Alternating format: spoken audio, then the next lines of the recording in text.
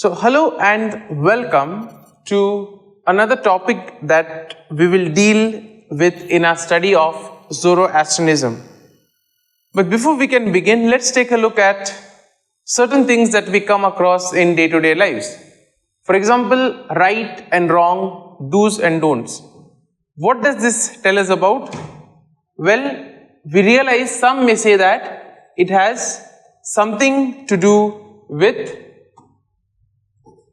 ethics. Some may also say about morality. And we see that morality becomes something very important because we live together. Man is a social animal. Man lives with others. And therefore we see that when we live with others, we have constant interaction that takes place between us.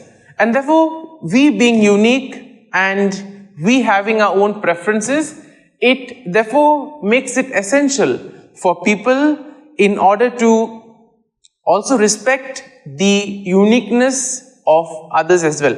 That is why we see that ethics and morality plays a very important role in almost every society, because it's important for us to deal with one another and also to live harmoniously. So today we'll take a look at Zoroastrian ethics. Now we see that Zoroastrian ethics is founded on the principle of good thoughts, good words and good deeds. Now we see that this guiding triad,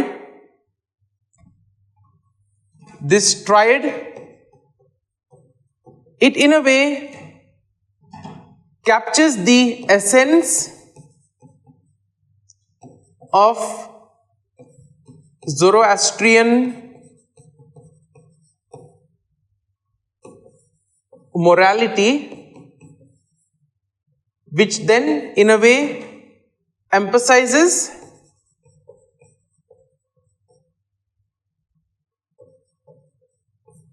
a life that is lived with goodness and righteousness. And therefore Zoroaster's god, that is Ahura Mazda,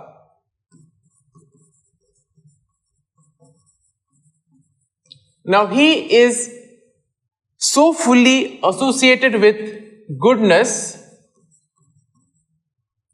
that it becomes in a way very difficult or inconceivable for Zoroastrians to believe that God can be connected to any evil. So in a way it is impossible for them to believe that God can be connected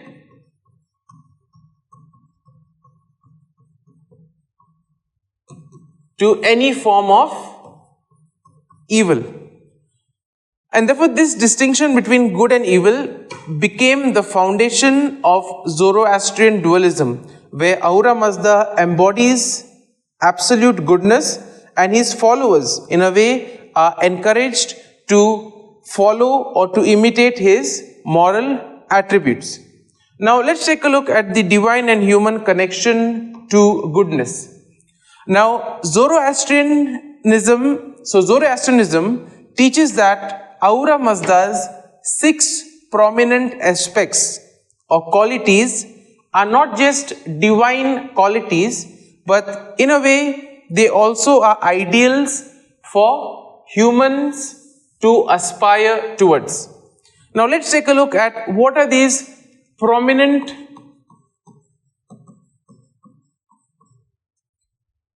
aspects of Ahura Mazda.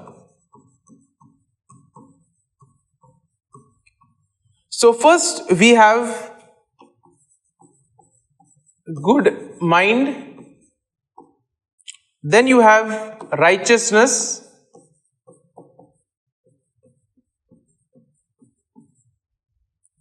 then you have the kingdom,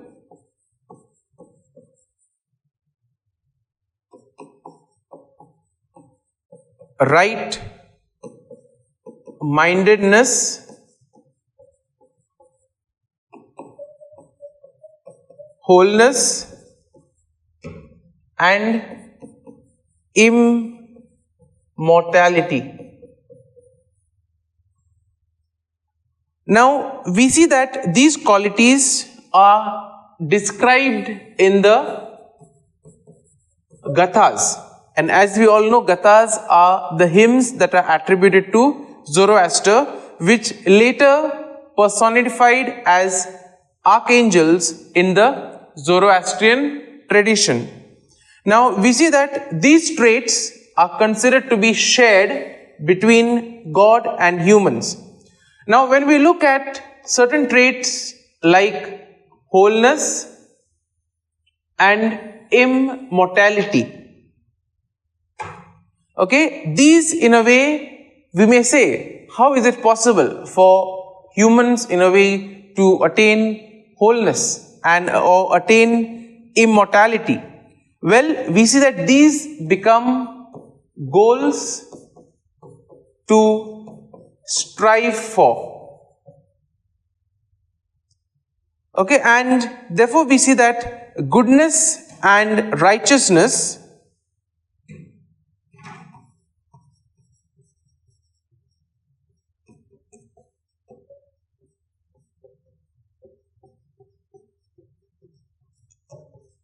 are qualities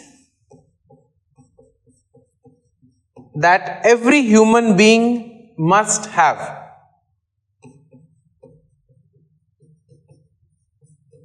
Or basically, every human being must actively embody these qualities of goodness and righteousness. Now, we see that when we imitate these divine attributes, humans can in a way live morally upright.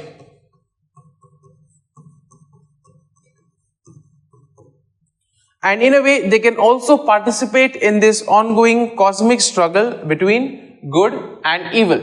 So therefore, we see that these ideals in a way are something that we should aspire to lead and something that we should embody in our lives. Now, when we look at the ethical development, now we see that Zoroastrian ethics was further refined during the Sassanian period, that is 224 to 651 CE. Now, if we go back to the previous classes, we will see that this was the time where Zoroastrianism was the state religion of Persia. As we have said, between the 3rd and the 7th century. Now, during this system or during this era, we see that the Zoroastrian ethics or the ethical system takes more of a aristocratic tone.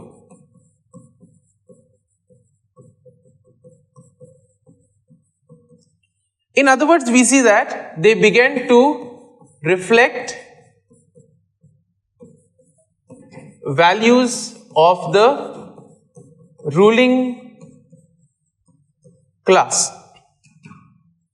And therefore, we see that Zoroastrian morality now is closely tied to ideals of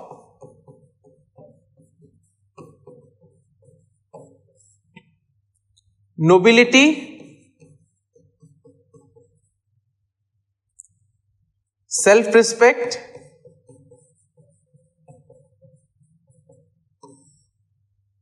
and gentlemanly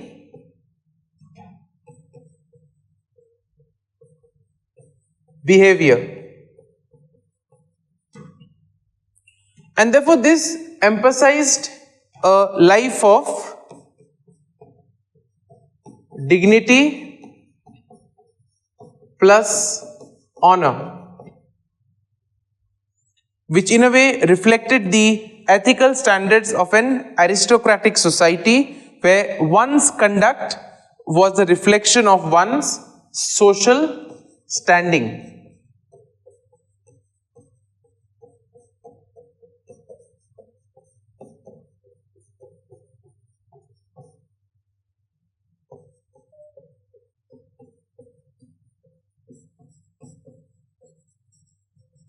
So therefore, as we say, our behavior in a way reflects our virtues, our values, etc. And similarly for them also, their conduct, the way they went about in society was in a way a reflection of their own social standing or their own values. Now, one of the key elements of Zoroastrian ethics is moderation. And this was reflected in their various aspects of life like pleasure, wealth and material enjoyment. So in a way, Zoroastrians are encouraged to enjoy the good things that the world has to offer, as long as they do it in moderation plus holiness. So in other words, we see that whatever we do, we have to make sure that it is done in moderation. The excess or the extremes should be avoided. That is, neither do too less, neither go beyond and do something in excess. Now, for example, when it comes to drinking alcohol, we see that drinking alcohol is permitted, whereas its excess is discouraged. Now, this outlook we see sharply contrasts with ascetic practices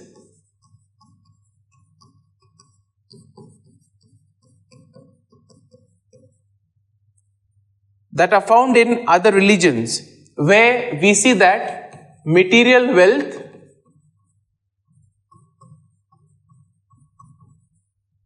as well as indulgence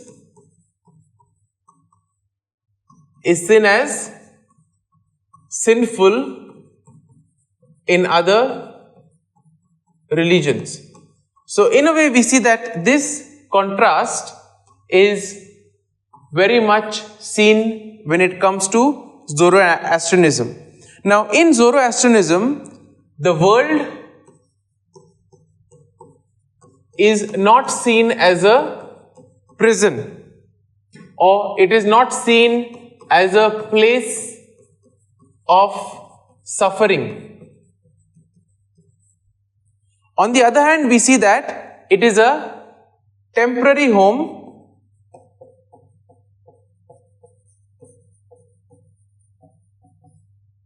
where goodness and enjoyment coexist.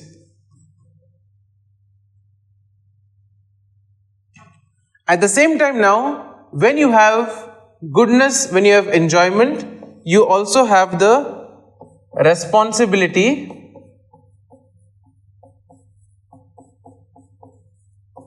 to live a righteous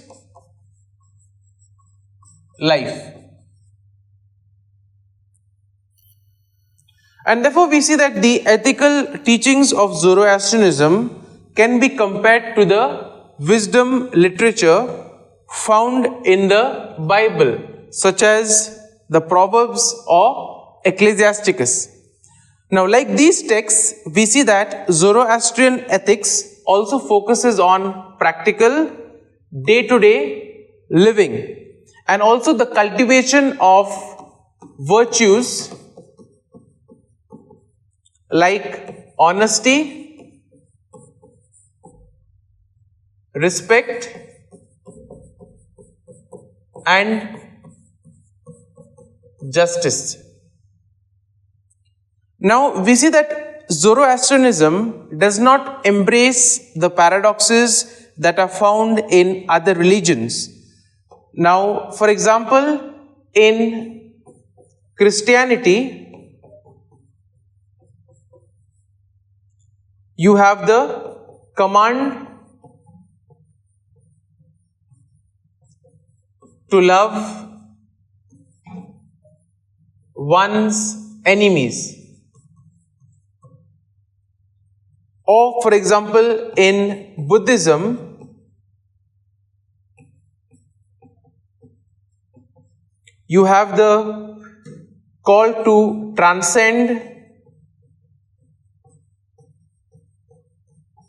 worldly attachments.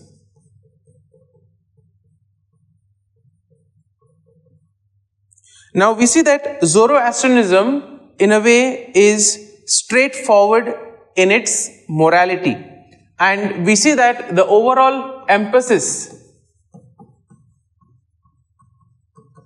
is on practical wisdom and moral clarity. So rather than having complex and contradictory ethical demands, the focus is on practical wisdom and simple but clear, attainable concepts. Now let's look at the practical morality that is there in Zoroastrianism. So first and foremost, we see that Zoroastrian ethics are characterized by their simplicity and practicality. So rather than demanding extreme or heroic acts of sacrifice, now Zoroastrianism will in a way promote a balanced and reasonable approach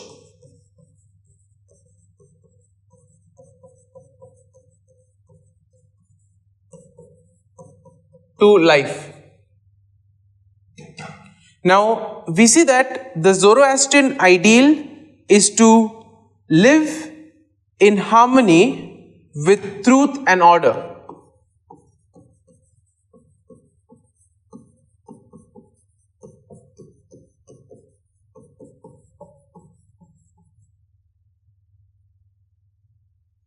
And therefore, this implies performing good deeds,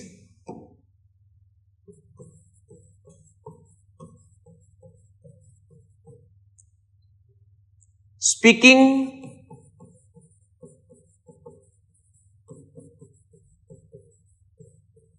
truthfully, and thinking good thoughts.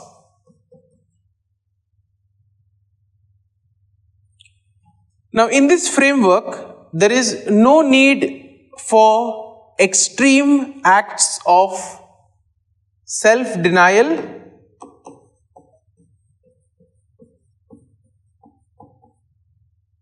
like self-denial and sacrifice.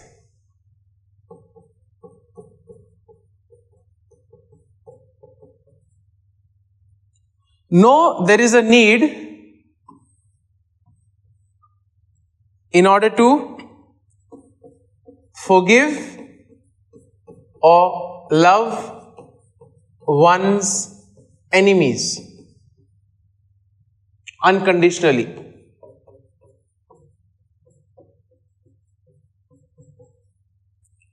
Instead, we see that Zoroastrianism focuses on maintaining moral integrity and fighting against evil. Okay, and when we speak about this evil, this is the one which is embodied in the lie, which is in a way the source of all sin and wrongdoing. Now, when we speak about enemies, in Zoroastrian ethics, they are not simply personal adversaries, okay, but they are the ones who follow the lie. That means these are the ones who oppose truth and righteousness. And therefore, in this context, very surprisingly, it is not virtuous to forgive such enemies or attempt reconciliation without caution.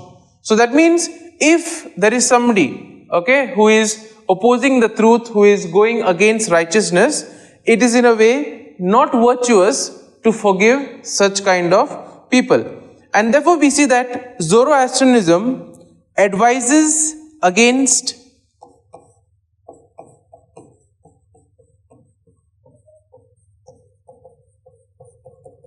making new friends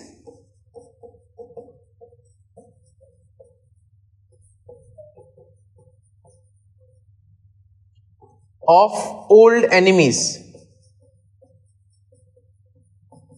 And they basically call such individuals as black snakes that never forget the past wrongs. And in a way, this contrasts with other religious teachings which call for unconditional forgiveness or love towards one's enemies, like Christianity's command to love your enemies or Buddhism's encouragement to cultivate compassion for all living beings. So as you have the definition of enemy as the one who follows the lie, who opposes truth and righteousness, therefore in this way we see that it is advised against making new friends of old enemies, because they believe that they will never forget their roots or the past wrongdoings. Now let us end today by taking a look at the Zoroastrian view of the world.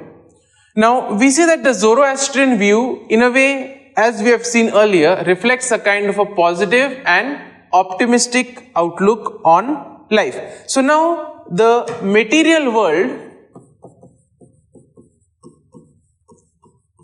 is not necessarily sinful or corrupt, okay, as we have seen in some religious traditions. Instead, we see that the world is a creation of Ahura Mazda. And in a way, because of this, it contains a lot of good and it is worthy of enjoyment. That means when something is good, it is worthy to be cherished, it is worthy to be enjoyed, it is worthy to be relished. And therefore we see that Zoroastrians are encouraged to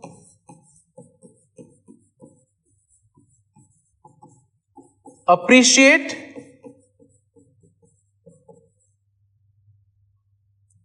the world and its pleasures. Again here, very importantly, as long as it is done with moderation and a sense of holiness. So the emphasis is once again on going and doing something as it is required, not leading to the extremes or to the excess. Now this idea is in a way encapsulated in the Zoroastrian ethical guideline, that is, do in holiness anything you will.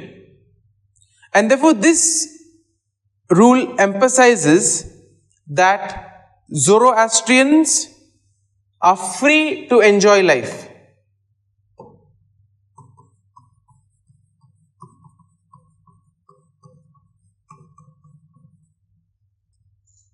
But they must do in a way which aligns with their ethical responsibilities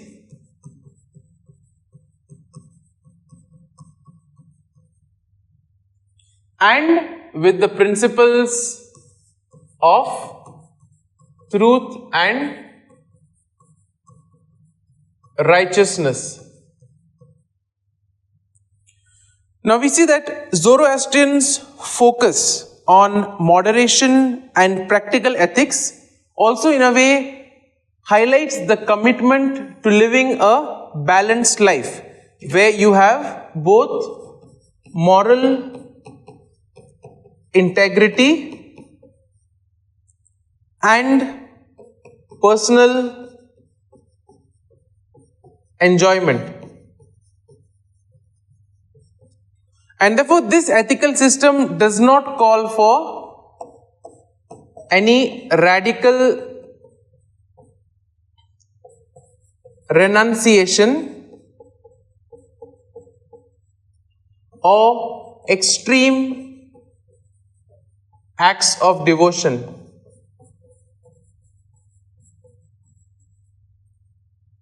But in a way it promotes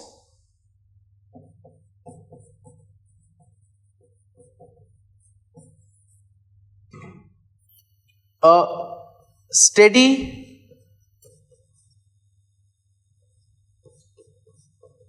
life that is grounded in simple yet profound values of good thoughts, words and deeds. Okay, so that's it with regards to the ethical principles or the ethical system of Zoroastrianism. In the next class, we'll take a look at the concept of man and how is one expected to, in a way, behave in the universe. Okay, so thank you and see you next time.